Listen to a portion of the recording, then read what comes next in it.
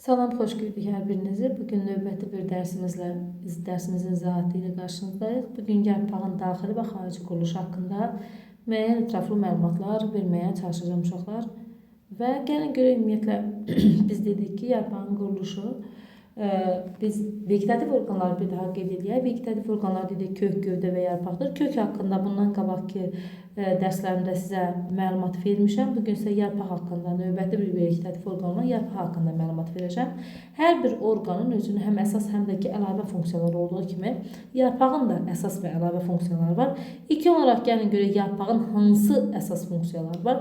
Demək, təbii ki, hər birimiz bilirik ki, yarpaq fotosintez etmək qabiliyyəti vardır ki, və bu da ki, təbii ki, yarpağın ən əsas funksiyalarından biridir. Daha sonra qazlar mübadiləsində iştirak edir və biz buna tənəffüsdə digər adlandıra bilərik. Üçüncü isə transpirasiya və buxarlandırma da qeyd edilir, buxarlanma da qeyd edə bilərik.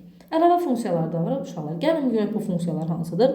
Ən birinci qeyd edək ki, yarpaq özündə ehtiyat qida maddəsi toplayır. Ehtiyat qida maddəsinin aloe bitkisində, aloeyanı bilirik ki, şirəli lətli yarpaqları var və bundan bir çox məqsədlər üçün də istifadə edilir. Eyni zamanda baş soğan biz qida kimi istifadə etdiyimiz baş soğan da yarpaqlarını biz qeyd edirik ki, ehtiyat qida maddəsi pucuk şəkilli yarpaqlardır ki, onlarda ehtiyat qida maddəsi toplanır. Eyni zamanda kələmin alt yarpaqları. Çünki biz demişik ki, kələmin üst yarpaqlarında fotosintez prosesi həyata keçirilir və kələmin alt yarpaqlarında ehtiyat qida maddəsi yığılır. Eyni zamanda müdafiə funksiyası da həyata keçirə bilər. Kaktusda yarpaqlar şəklində dəyişərək tikana, akasiyadə yarpaq şəklində dəyişərək tikana və eyni zamanda zinisdə də yarpaqlar şəklində dəyişərək tikana çevrilmişdir. Və bu da bitkini müəyyən qədər, bəzi onları hansı ki qoruyur müəyyən təsirlərdən, məsələn, onları yeyən heyvanlardan və s. bunlardan müdafiə etmək məqsədi güdür. Daha sonra dayaq, biz bilirik ki, noxudda və lərgədə sonuncu yarpaq şəklini dəyişib bığcığa çevrilir və bu da bunu həm dayağa bərkitməyə kömək edir. Və vegetativ çoxalma biz bir çox bitkilərdə, məsələn, brifiliumdur, uzanbar benövşədir, begoniyadır, bu kimi bitkilərin yarpaq çiliyi vasitəsilə artırıldığını da qeyd edəcəyik. Bunlar da yarpaq vasitəsilə artırır, yarpaq çiliyi və bunlardan da yarpağı, baxın, belə, məsələn, yarpaqdır, limonda, eyni zamanda uşaqlar limonda da bunu qeyd edə bilərik. Məsələn, yarpaq da buradan qoyuruq, uşaqlar əkirik və yaxud da ki, suda biz saxlayanda yarpaqdan əlavə köklər çıxmağa başlayır. Daha sonra isə tumurcuqlar və buradan da başlayır xırda-xırda yarpaqlar çıxmağa və bunu yarpaq vasitəsilə də bitkini vegetativ çoxalda bilərik. Və daha sonra gəldik yarpaqda dedik ki, bundan başqa yarpaq qidalanma və trofik funksiyada yerinə yetirir ki, bəzi cüziyən hansı ki həşəratlarla qidalanan bitkilər var ki, çiçəyidir, milçək tutandır və s. Bu kimi bitkilər də ki, həmən bu yarpaqlar şəklini dəyişib və həşəratla qidalanmağa uyğunlaşmışdır ki, həmən bitkilər də bilirik ki, azot çatışmayan ərazilərdən əmələ gəlir. Daha sonra gəldik yarpağın xarici quruluşu. Biz bilirik ki, hər bir sadə yarpaqdan gedirsə söhbət uşaqlar, hər bir yarpaq ayədən və bir ayədən və bir saplaqdan ibarətdir uşaqlar. Bunu sadə yarpaqda deyirik. Ümumiyyətlə, yarpaqlar desək ki, ayədən və saplaqdan ibarətdir. Mütləq hər birində saplaq olurmu? Xeyr uşaqlar. Bunu da yadımızda saxlayaq. Bəzən saplaq olmaya da bilər. Qabaqda bunun hamısının izahatını verməyə çalışacağıq. Yarpaqlar dedik ki, özü quruluşca iki yerə bölünür, sadə və mürəkkəb yarpaq. Əgər sadə yarpaqdan danışıqsa, baxın, bu şəkildəki sadə yarpaqdır. Yəni, ayadan və saplaqdan ibarətdir.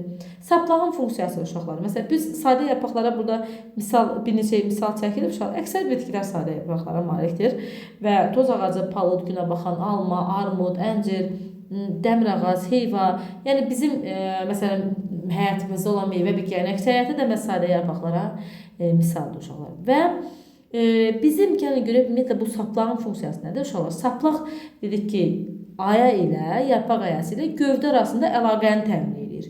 Və bilirik ki, burada həm su və suda həll olmuş mineral maddələrin hərəkəti və eyni zamanda əksin olaraq üzüm maddələrin hərəkəti və s. və axır bu saplaq vasitə həyata keçirir. Eyni zamanda uşaqlar saplaq həm də ki, işığa doğru yönləndirməyə, məsələn, işığa doğru fırlanmada da çox rol oynayır. Saplağın digər funksiyası da budur. Və gəldik ki, biz dedik ki, bəzi bitkilərdə yarpaqlarda saplaq olmaya da bilər. Buna saplaqsız və ya oturaq yarpaqlarda qeyd edilir uşaqlar. Oturaq yarpaqlara aloe, qərənfil, agava, kətan, bu kimi bitkilərdə biz oturaq yarpaqlar müşahidə edə bilərik. Bundan başqa oturaq yarpaqlar biz qağdalda taxıllarda da müşahidə edə bilər. Məsələn, buğda, arpa, qarğıdalı. Bunlarda necədir uşaqlar? Bunlarda isə bilirik ki, yarpağın qayda hissəsi genişlənir və zoğun novça kimi örtür. Yəni və bu da novça sanki qucaqlayır belə deyək də ağacı və bu da qın adlanır uşaqlar. Həmin novça şəklində bunu belə əhatə eləməsi qın adlanır və bu da taxıllarda dediyimiz kimi özünü göstərir. Və bəzən də yarpaqların altında saplığa birləşən yerində fikir verin uşaqlar. Bax belə 2 dənə fikir verirsinizsə bu it burundadır. 2 dənə it burunda. Məsələn, akasiyada gördüyünüz kimi müşahidə edə bilirik biz bunu. Və bunlara deyirlər kiçik yarpaqçılar da biz bunlara yarpaqatlığı kimi qeyd edirik. Yarpaqatlığı da dediğim kimi it burunda və akasiyada rast gəlinir. Və gəlin burada mürəkkəb yarpaqlara baxaq. Biz dedik ki, sarıda yarpaqlar bir ayadan və eyni zamanda və bir saplaqdan ibarətdir. Ancaq mürəkkəb yarpaqlarda isə bir saplaq üzərində bir neçə yarpaqcıq ola bilər. Və gəlin görək bu özləri hansı yerlə bölünür. Ümumiyyətlə mürəkkəb yarpaqlar özü 3-ər, barmaqvari mürəkkəb və lələkvari mürəkkəb yarpaq olmaqla 3 yerə bölünür. 3-ər mürəkkəb yarpaqlarda bir yarpaq ayasında 3 dənə yarpaq olur gördüyünüz kimi uşaqlar. Barmaqvari mürəkkəb yarpaqda isə bir saplağa bir yerdə birləşmiş bir neçə yarpaq ayası fikir verirsinizsə birləşir. Və gəlin görək həm də ki, bunların ayrı-ayrı da deyək, yavaş-yavaş deyək, hamısını da deyərik. Ən birinci başlamaq istəyirəm 3-ər mürəkkəb yarpaq. Bayaq qeyd etdiyimiz kimi bir saplağa 3 ədəd yarpaqcıq birləşir və bunlar müşahidə edə bilər. Biz hər yəqin ki, bunu görmüş olarsınız. Çiyələkdə, böyürtkəndə, moruqda, 3 yarpaq yoncada, lobyada və s. axır. Biz çox misallar da çəkə bilərik buna aid. Barmaqvari mürəkkəb yarpaq bayaq qeyd etdiyimiz kimi bir nöqtədə birləşmiş bir neçə yarpaqcıqdan ibarətdir və bunda atşabaldı, çətənə və acı paxla bitkilərində müşahidə edə bilərsiniz. Daha sonra lələkvari mürəkkəb yarpaq özü 2 yerə bölünür. Var tək lələkvari mürəkkəb yarpaq, var cüt lələkvari mürəkkəb yarpaq. Əgər biz tək lələkvari mürəkkəb yarpaq deyiriksə, bunun saplağı sonu mütləq tək bitir. Adından göründüyü kimi tək lələkvari mürəkkəb yarpaq və burada fikir verirsinizsə saplaq üzərində minimum burada gördünüz 5, maksimum məsələn 7 də yarpaqcıq müşahidə edə bilərik. Daha sonra gəldik bunlar kimdədir? İtburnuda, qızılgüldə, qozda, akasiyada. Buna misallar çox çəkmək olar, ancaq bizim burada bunlarla kifayətlənib siz də bunları yadınızda saxlayın ümumiyyətlə. Gəldik cüt lələkvari. Cüt lələkvari mürəkkəb yarpaqda. Demək sonu cüt bitir. Baxın bu şəkildə.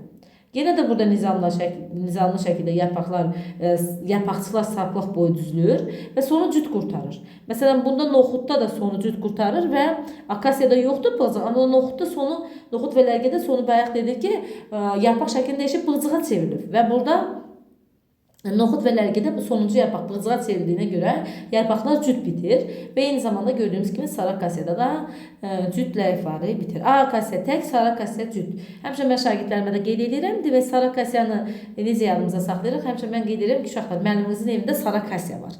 Yəni belə yadınızda saxlayın. Uşaqlar deyir, aha müəlliminizin evində olan budur, bununla yadınız. Bəzən uşaqlar sarı akasiya və ağ akasiyanın hansı yarpaqlar olduğunu qarışdırırlar. Birəcə də yadınızda saxlayaq. Daha sonra gəldik yarpaq damarlanması. Müəyyən yeni dərsliklərimiz artıq damarlanmada qövsvari damarlanmanı artıq qeyd eləmirlər. Amma hələlik ki biz bunu yadımıza saxlayaq.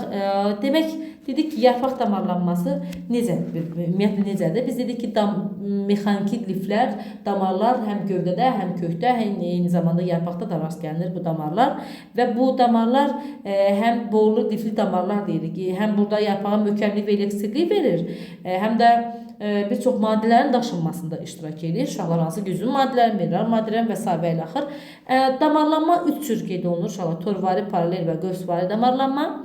Ən birinci torvari damarlanmanı qeyd edək ki, torvari damarlanmada yalnız bunda ana damar aydın seçilir. Digər damarlardan üstün şəkildə görülür. Fikir verirsinizsə ana damar və bu özü bir neçə şaxələrə ayrılır. Uşaqlar bax belə şaxələrə ayrılır və burada fikir verirsinizsə bu torvari damarlanmadır. Və torvari damarlanmada əsasən ikiləpəli bitkilərdə misal göstərmək olar. Buna üzüm, çinar, palıd, ikiləpəli bitkilər. Yəni. Sonra da gəldik paralel damarlanmada. Paralel damarlanmada ana damar olmur. Gördüyünüz kimi Damarlar bir-birinə paralel şəkildə yerləşir və bunlarda da əsasən birləpəli bitkilərdə, xüsusilə taxıllarda biz bunu müşahidə edə bilərik. Buğda, qamış, qarıdalı və s. və ilə axır. Gəldik qövs sıvayı damarlanmada da ana damar olmur. Burada da damarlar qövs şəklindədir. Qövs şəklində olur. Məsələn, bunlarda biz birləpəli bitkilərdə rast gələ bilərik və xüsusilə zambaqlarda inciklərdə rast gəlmək olar. Və istisna halda biz qeyd edirik uşaqlar. Məsələn, birləpəli bitkilərdən olan biz dedik ki, birləpəlilərdə adətən qövs sıvarı və ya paralel damarlanmaya rast gəlinir. Adətən amma qarğa gözü bitkisində isə istisnadır. Qarğa gözü zambaqlar fəsləsi, birləpəlilər sırf zambaqlar fəsləsinə aid olsa da damarlanması torvari damarlanmadır. İkiləpəlilərdən olan bağa yarpağı isə həm kök sistemində biz dedik ki, saçaqlı kök sistemində eyni zamanda istisna oradadır və eyni zamanda yarpağında da qövs sıvarı damarlanmadır ki, biz demişdik ancaq ikiləpəli bitkilərdə əsasən torvari damarlanmadır. Gördüyünüz kimi amma bu istisnalıq təşkil eləyir. Bundan başqa yarpaq bəzəyi, yarpaq mozaikası da deyirlər. Biz adətən evdə dilçək güllərdə bunu daha çox müşahidə edirik. Üzərindən baxarkən yarpaq sanki bir-birini belə çox gözəl belə bəzəklər şəklində üstdən baxarkən sanki altdakı yarpaq üstdəki yarpaqları ötməyə çalışır belə və belə bir bəzək ortaya çıxır yarpaqlarda üstdən baxarkən və biz buna da yarpaq bəzəyi və mozaika deyirik. Və bundan başqa yarpaq müxtəlifliyi bir bitkinin üzərində bir neçə formada yarpaq görmək olar. Növdə deməyək, formada deyək. Yəni, məsələn, deyə bilmərsiniz ki, mən bir bitkinin üzərində üçər barmaqları, təklərəfləri, cütlərəfləri yarpaq xeyir. Ancaq forması, ayağının forması müxtəlifliyi ola bilər. Məsələn, biz bunu tutda deyiriksə, tutda ola bilər, baxın, biraz belə yarpaq, biraz məsələn belə fərqli formada yarpaq. Yəni müxtəlif formalarda rast gəlmək olar. Bu cür dediyimiz kimi tutda, əncirdə, qovaqda, məsələn əncirdə bəzən biraz bax belə tam belə yarpaqlarda müşahidə olunur. Biraz bundan da fərqli müşahidə olunur. Yəni fərqli yarpaqlar görmək olar bir bitkinin üzərində. Sonra gəldik yarpağın mikroskopik quruluşuna. Uşaqlar çox xahiş edirəm buna çox diqqətlə fikir verək və biz bunu diqqətlə mənimsəsək, mənə gəlir ki, bu dərsin də öhdəsindən uğurla gələrik. Ən birinci gəlin baxaq yarpağın mikroskopik quruluşuna deyəndə biz nə başqa nəzərdə tuturuq? Sonra burada yarpağın en kəsliyinə baxırıq. Tutaq ki, biz bu yarpaqdırsa yarpağı götürürük bax bu şəkildə yarpaqda biz bunu eninə kəsirik. Daha sonra bu kəsilmiş hissəni en kəsini mikroskop altına yerləşdiririk və bu zaman yarpağın daxili quruluşunu görmək mümkündür. Uşaqlar fikir verirsinizsə yarpaq üzəri həm altdan uşaqlar həm altdan həm üstündən kutikula deyilən örtüklə örtülmüşdür və bu kutikula yarpağı qorunmasını təmin edir. Kutikulanın altında isə həm altdan həm üstdən nazik dəriciklə örtülmüşdür. Bu dəricik hüceyrələri uşaqlar nazik dəricik deyirik, ancaq belə deyək də dəricik hüceyrələri sıx yerləşmiş, rəngsiz, şəffaf hüceyrələrdir uşaqlar. Dəricik hüceyrələri baxın və dəricik hüceyrələr dedik, şəffaf, sıx yerləşmiş, qalın divarlı hüceyrələrdən ibarətdir. Yarpağı dedik həm altdan həm üstündən örtür və yarpağın iç daxili qəti, hansı ki biz bunu yarpaq ləti deyirik, yarpaq lətini qoruyur. Fikir verirsiniz, zədələnmədən, qurumadan qoruyur və dəricik eyni zamanda şəffaf hüceyrələrinin arasında xloroplastlara malik ağızcıqlar da yerləşir uşaqlar. Ağızcıqlar biz deyək ki, ağızcıqlar burada qeyd olunubdur, çox yaxşı qeyd olunub və hər bir ağızcıq özü 2 qapayıcı hüceyrədən ibarətdir. Bunu qeyd eləyək. Baxın uşaqlar, demək ağızcıq biz qeyd eləyiriksə, ağızcıq baxın 2 qapayıcı hüceyrədən ibarətdir və ağızcığın özündə dedik ki, hüceyrədə nüvəyə malikdir, vakullar var, xloroplastlara malikdir və ona görə də ağızcıqlarda fotosintez prosesini həyata keçirir. Uşaqlar, ağızcıqlar bitkidə müxtəlif bitkilərdən müxtəlif yerləşə bilir. Məsələn, təkcə günəbaxanın 1 kvadrat millimetr sahəsində uşaqlar 220-yə qədər ağızcıq saymaq olar. Bundan başqa ağızcığın yarpağında da məsələn bir ağızcığın yarpağında 550-yə qədər ağızcıq saymaq olur. Və ağızcıqlar dedik açıb qapanır və açılıb qapanmaqla qazlar mübadiləsində və eyni zamanda buxarlanma prosesində də iştirak eləyir və ağızcıqlar açıldıqda eyni zamanda hava daxil olur və hava yəni həm oksigen həm karbon qazının hərəkətini təmin edir. Və ağızcıqlar dediyimiz kimi müxtəlif bitkilərdə müxtəlif yerlərdə rast gəlinir. Su bitkilərində xüsusilə Bu üst hissədə yerləşir. Çünki 6 aydın məsələdir ki, suya dəydiyinə görə uşaqlar burada artıq qazların maddəsinin getməyində belə deyək, çətinlik törədə bilər və dediyimiz kimi bu hansı ki subalt səthi baxın Viktoriyada su zanbağıda fikir verirsinizsə, sonra taxıllarda yalnız üstlərcikdə, Viktoriya su zanbağı və taxıllarda yalnız əksəriyyətində də uşaqlar üst tərəfində alt tərəfində yerləşir. Ancaq Viktoriya su zanbağı və taxıllarda isə üstlərcikdə yerləşir. Kələmdə və süsəndə isə həm altda, həm üstündə yerləşir. Əksər bitkilərdə dediyimiz kimi yarpağın əsasən ağaclıqlar alt səthində yerləşir. Demək, bir daha da deyirəm, ağaclıqların əsas funksiyası nə oldu uşaqlar? Demək, həm tənəffüs prosesini həyata keçirdi, həm transpirasiya və eyni zamanda fotosintez prosesini də həyata keçirdi. Hansı ki, biz dedik ki, ağaclıqlarda xloroplastlara malikdir. Gəldik, dərciyin altında yerləşir yarpağın lətli hissəsi. Gəlin görək bu yarpaq ləti özü hansı hissələrdən ibarətdir. Yarpaq lətində bir çox funksiyalar var. Məsələn, biz dedik ki, burada fotosintez edici toxumaya rast gəlinir. Çünki burada sütunvari və süngərvari toxumaya biz qeyd edəcəyik, orada yerləşir. Eyni zamanda davarlar burada yerləşir, liflər yerləşir. Demək, biz burada həm mexaniki toxumaya yarpaq lətində yarpaq lətində həm bir neçə toxumaya rast gələ bilərik. Dedik ki, həm əsas toxuma hansı ki biz sütunvari, süngərvari fotosintez gedir, onu qeyd edəcəyik. Eyni zamanda mexaniki toxumaya rast gəldik. Məsələn, dərci ancaq nə idi? Örtük toxuma. Örtük toxuması ilə uşaqlar. Ancaq əsas toxuma, sonra mexaniki toxuma, sonra ötürücü toxuma. Bunlar isə yarpaq lətində biz bunları müşahidə edə bilərik.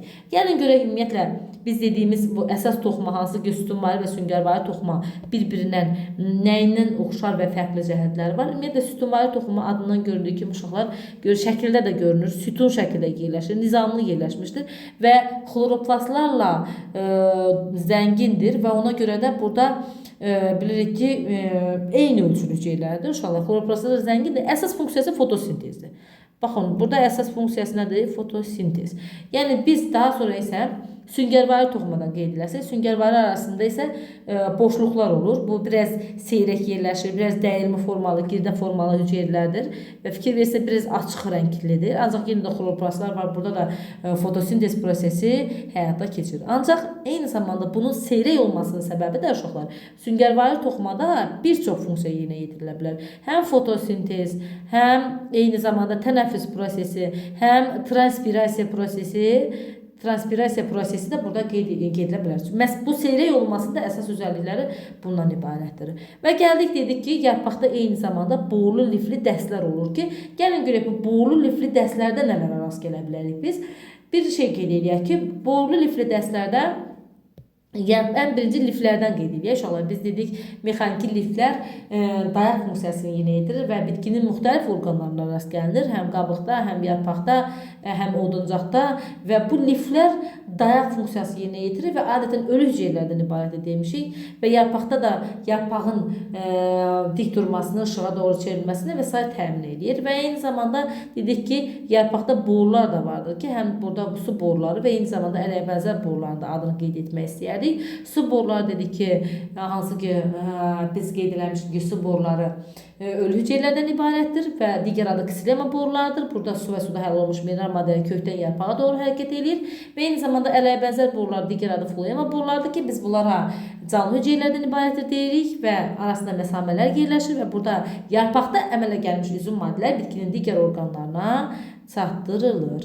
Və mənə gəlir ki, burada bu qədər. Burada başqa bir əlavəmiz yoxdur uşaqlar. Bundan sonra növbəti bir bu çox uzun olmasın, siz də yormasın. Yarpaqda suyun buxarlanması və digər yarpağın digər şəkil dəyişmələrini gələn dərsimizdə ətraflı izahat verib sizlərə atacağım uşaqlar. Sağ olun, növbəti dərslərdə görüşərik.